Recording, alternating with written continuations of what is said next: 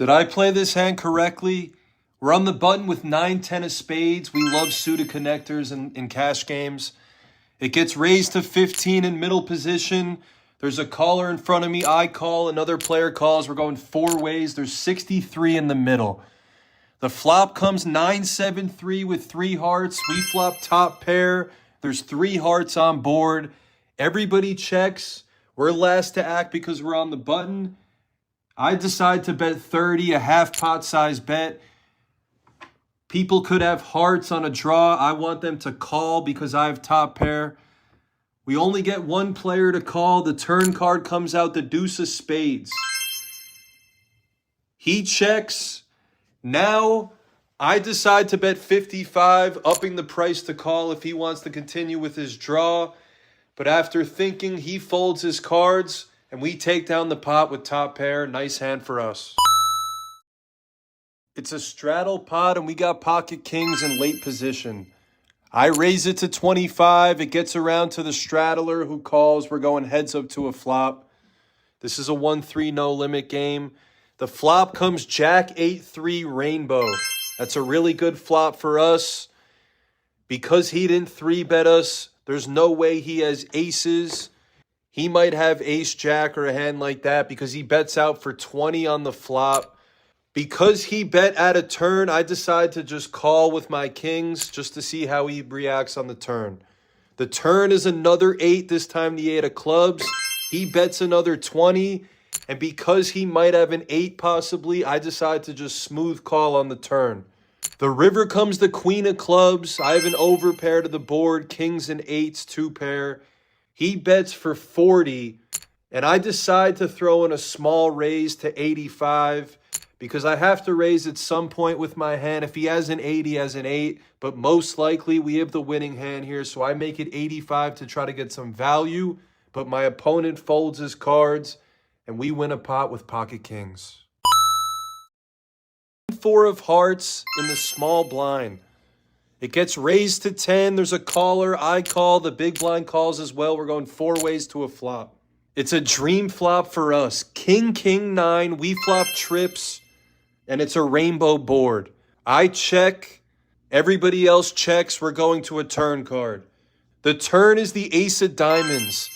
I decide to check again because there's 3 other players in the hand, and the turn's an ace, and hopefully someone has an ace, and I'm praying that they're going to bet.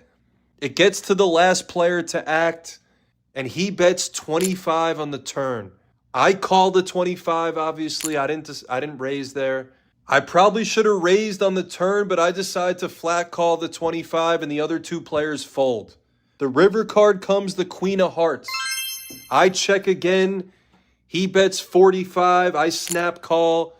He shows 8-10 of diamonds for a missed flush draw. I had trip kings, and I take down the pot. Did I play this too lightly? Should I have raised there on the turn of the river? One of my favorite hands in the small blind, we got pocket 5s. There's 2 limpers in front of me. I make it 10 to go, trying to build the pot in case I hit a set. We get 3 players to call. We're going 4 ways to a flop. There's 40 in the middle. And we do flop that set.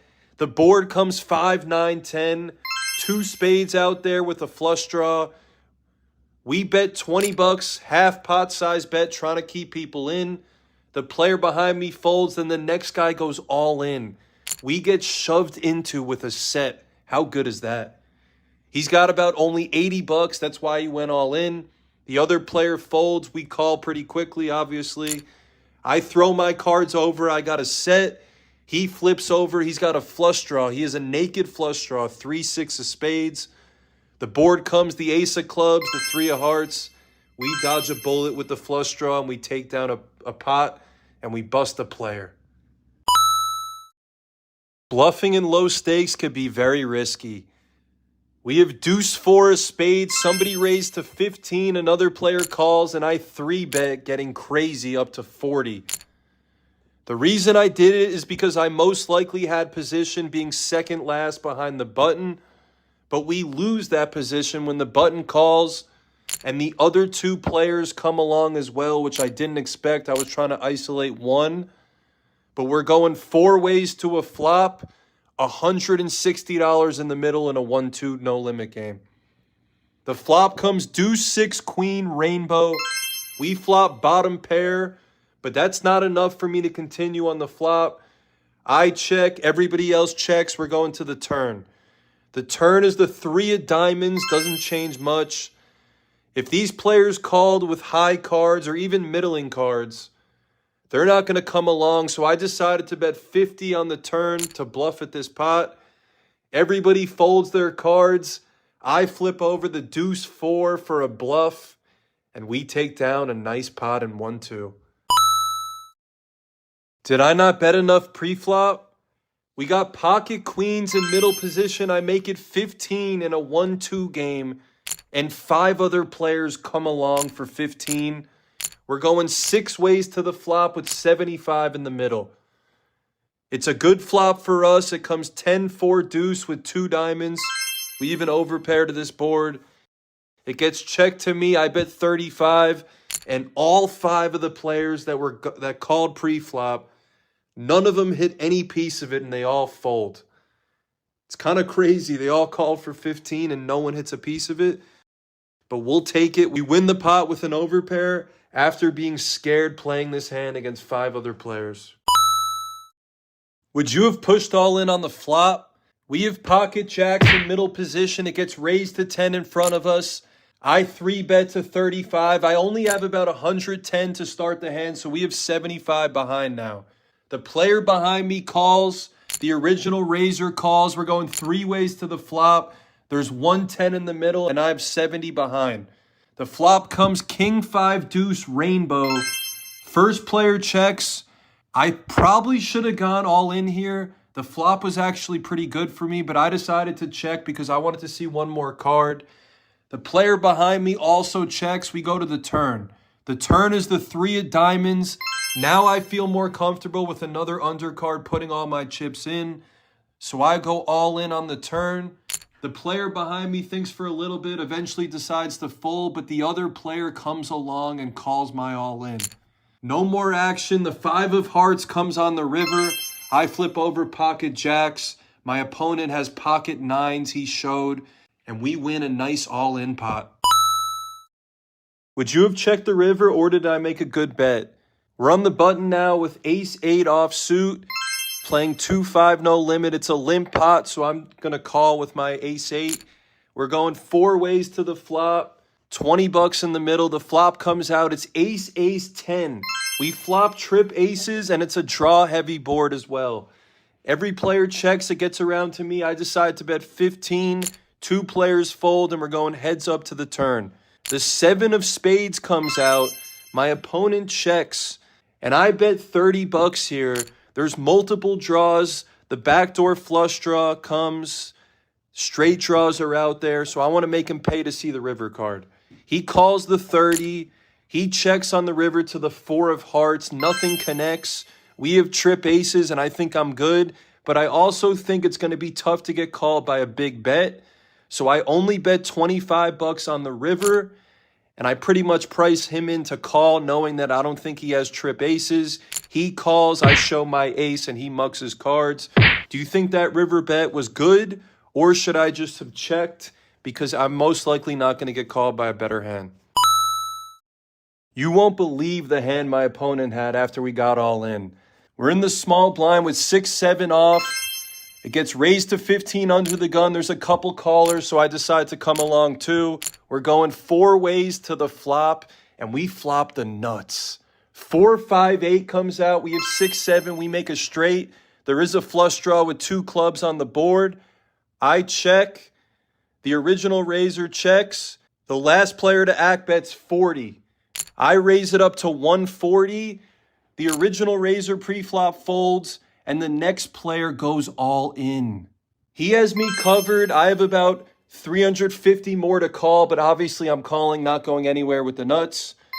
He thinks for a little bit. He folds his cards. I snap call. I flip over the 6-7, and my opponent also has the 6-7. How crazy is that? We're going to end up chopping this pot. The king of spades comes. The 9 of spades comes. We both flop the nuts straight, and we chop it for over $1,000 pot. Would you have gone all in pre-flop with my hand? We have ace king off under the gun. I decide to raise to 20. There's a raise up. There's a 3-bet to 60. It gets back around to me. I'm the last to act. I could either call here and play my ace king out of position, or I could go all in for 500 and see if my opponent's going to call me or not. I decide to take the second option. I go all in. I got 520 bucks. He raised to 60. He has 460 more to call. And he does end up calling. So we're headed to the board, $1,000 pot. The board comes king 9-4, queen 7. It's a good flop for me because we have top pair. I show ace king. My opponent mucks his hand, and we take down a double up. Big pot for me. We take down $1,000 pot and get a nice double up.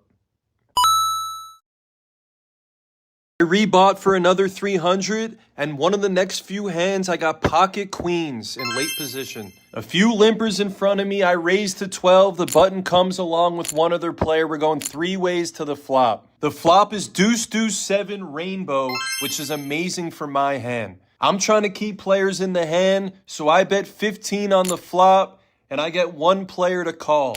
The turn is the queen of spades. We make a full house. I pretty much have the nuts.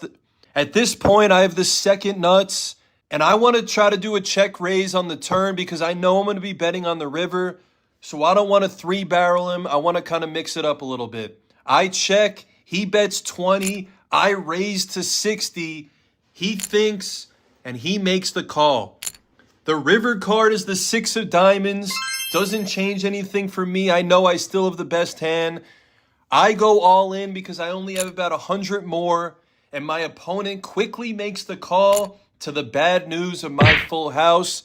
And the river card got me paid because my opponent showed 6-7 for a river 2 pair. Even though if I had an overpair of the 7s, I would have beat him with 2 pair because there was 2 deuces on board.